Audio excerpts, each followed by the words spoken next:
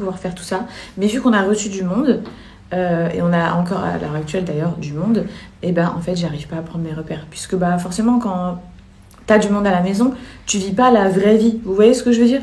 On vit pas la vraie vie, on mange pas aux vrais horaires, on se réveille pas aux vrais horaires vu qu'on tarde la nuit. Même il y a grave du mouvement dans la maison, du matin au soir. C'est ce qui fait que clairement, pour l'instant, je n'arrive pas du tout à prendre mes repères et je pense que je les prendrai quand en fait... Donc je pense très franchement, les meufs, que je reviendrai une fois que, en gros, j'aurai... qu'il y aura plus de monde à la maison en fait, que je serai disposée à organiser, me rééquilibrer avec cette nouvelle vie, puisque dans la vie normale, en plus là, moi, il y a ma famille qui débarque à partir du 10 mai, ils viennent une quinzaine de jours aussi, mais entre deux, je vais avoir un laps de temps vide. Donc j'ai trop hâte aussi que ma famille elle vienne et tout. Mais vous écoutez ce que je vais vous dire. Normalement, dans la vie normale, quand tu vis pas loin de ta famille, après je sais qu'on est nombreux dans ce cas-là et tout, mais quand tu vis pas loin de ta famille, en fait, tes proches et ta famille viennent te visiter. Mais quand ils viennent te visiter, bah, ils viennent une après-midi, tu vois, une deuxième après-midi. Enfin, en gros, c'est des laps de temps comme ça. Ou bien, si ta famille, elle vit, je sais pas moi, t'es à Paris et ta famille, elle vient du sud, bon bah vas-y, ils vont venir genre 4 jours, 3-4 jours. Tu vois, je parle à l'arrivée d'un nouveau-né. Mais nous, vu qu'on vit à des milliers de kilomètres, et bien forcément, quand du monde vient nous visiter, bah, il reste 15 jours, tu vois. Que 15 jours, 20 jours, des fois un mois. Parce que je vous montre pas, mais en vrai, à l'année, on a beaucoup de monde vraiment qui est à la maison. Et c'est ce qui fait que là, pour l'instant, j'ai ma belle famille qui est venue. En tout, à peu près... 3 semaines et demie, un mois. Et ensuite, je vais avoir un laps de temps de 15 jours. D'une quinzaine de jours. Et après cette quinzaine de jours, c'est ma famille qui débarque pendant 15 jours.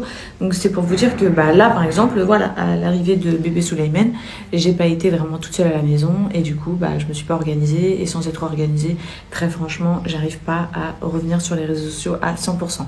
Pas du tout. Puisque bébé me prend grave du temps, j'ai envie de savourer tous les moments que je passe avec lui. Ensuite, le fait qu'il y ait grave du mouvement dans la maison, je sais pas, ça fait en sorte que je suis moins disposée et moins à l'aise pour prendre mon téléphone et parler. Vous voyez ce que je veux dire? Donc du coup, voilà les filles, c'était juste un update par rapport à ça. Ensuite, je vais vous emmener tout à l'heure, vous montrer les dégâts de la tempête, évidemment. Aujourd'hui, il y a grand soleil, tout va bien. Sachez que les routes, elles sont complètement infréquentables. On a fait appel à des sociétés pour qu'elles viennent nous débarrasser de meubles qui sont complètement cassés. On a appelé un plombier aussi.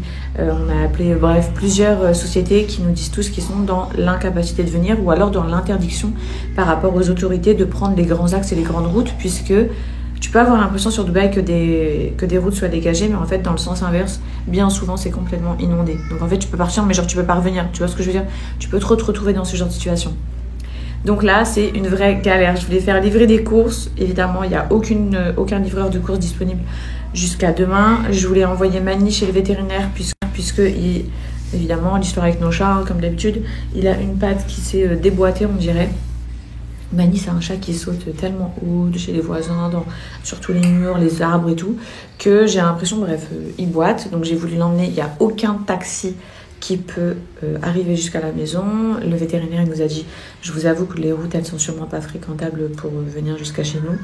Donc clairement c'est une journée bloquée à la maison comme hier et comme avant-hier. Voilà.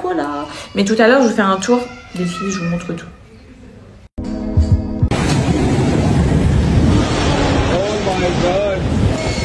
Les inondations étaient telles que l'aéroport de Dubaï a dû détourner une partie de ses vols. Il y est tombé en 24 heures 119 mm de pluie, soit l'équivalent d'une année et demie de précipitations. Dubaï, ville désertique, rendue méconnaissable par la météo. Ici, l'eau s'est infiltrée jusque dans les bâtiments et les quartiers résidentiels. Certaines routes se sont retrouvées sous les eaux, forçant les habitants à improviser. Et à certains endroits, le bitume s'est même effondré à cause des intempéries. Face à l'ampleur des dégâts, les autorités locales ont instauré le télétravail pour leurs employés.